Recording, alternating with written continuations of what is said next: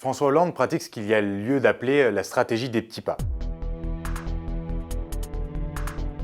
Officiellement, François Hollande est redescendu dans l'arène politique pour faire bloc face à la perspective de voir Jordan Bardella accéder à Matignon.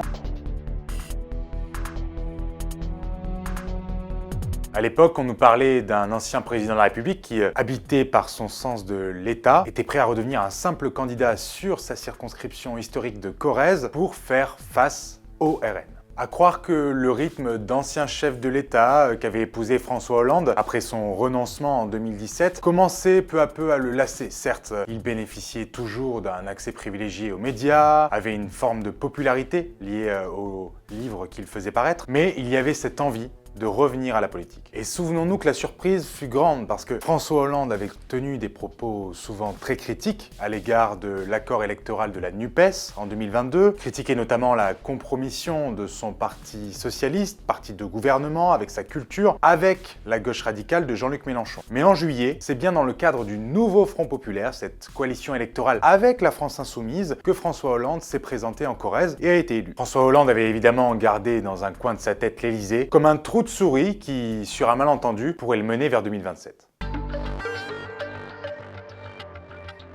Il est clair que quand on se souvient des conditions dans lesquelles s'est achevé le quinquennat de François Hollande, avec une impopularité record et puis l'émergence du jeune félon Emmanuel Macron, le président cambrioleur, pour reprendre une expression devenue célèbre, on voit mal comment François Hollande peut encore aujourd'hui, en 2024, croire en ses chances. Et pourtant, il y a un adage qui prévaut chez les socialistes et en particulier chez François Hollande, tant qu'on est vivant, on n'est pas mort. Et en l'occurrence, si on est le dernier debout, vivant au milieu de la pièce lorsque les murs sont couverts de sang, on a éventuellement une chance de pouvoir se faufiler de nouveau vers le pouvoir. Alors la stratégie habile, sioux, de François Hollande a été d'abord de se fondre dans le décor du Palais Bourbon lors de la rentrée parlementaire. Il a tour à tour soutenu Olivier Faure lorsque son nom était évoqué comme candidat potentiel à Matignon, une hypothèse qui a été rapidement écartée. Puis François Hollande a alimenté le doute sur ce qu'il ferait en cas de nomination de son ami et ancien Premier ministre Bernard Cazeneuve. Certains ont pu même dire au sein du Parti socialiste que François Hollande aurait confié à Olivier Faure envisager de censurer son ami Bernard Cazeneuve, lequel n'avait pas soutenu le nouveau Front populaire, une rumeur qui a toujours été démentie par François Hollande.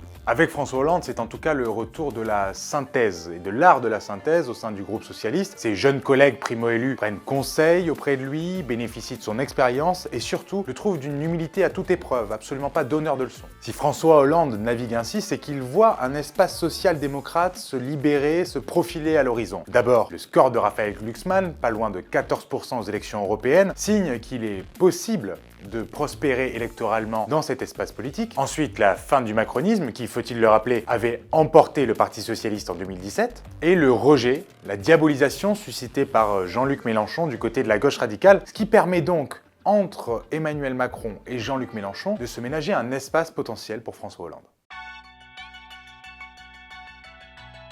Il est conscient qu'il part de loin, qu'un inventaire douloureux a été fait sur son quinquennat, la loi travail, la déchéance de nationalité, et qu'au sein même du groupe socialiste, il lui faut se refaire une virginité. Car au sein même du groupe socialiste, il y a d'anciens frondeurs qui ont en mémoire les trahisons du quinquennat Hollande. François Hollande sait donc qu'il doit décoller le sparadrap de son quinquennat, du moins partiellement, et en même temps œuvrer à la réhabilitation de ce qu'il a bien fait. Encore récemment sur des dossiers internationaux liés à l'Ukraine, ou encore même sur le sauvetage de la Grèce lors de la crise financière, il a tenté de réhabiliter son bilan, de saluer son action a posteriori. Mais le principal obstacle et la raison pour laquelle François Hollande est en train progressivement de presser le pas, de hausser le ton, c'est le congrès du Parti socialiste annoncé dans le courant de 2025 sans que l'on ne connaisse encore la date. Pour François Hollande, c'est très clair, il faut remplacer Olivier Faure pour permettre le rassemblement et l'unité de la famille socialiste. Alors, il n'a pas forcément l'intention de redevenir lui-même premier secrétaire du Parti socialiste, il l'a déjà été. Mais il se dit peut-être qu'une troisième voie plus proche de ses idées, celle d'une gauche de gouvernement, serait une bonne nouvelle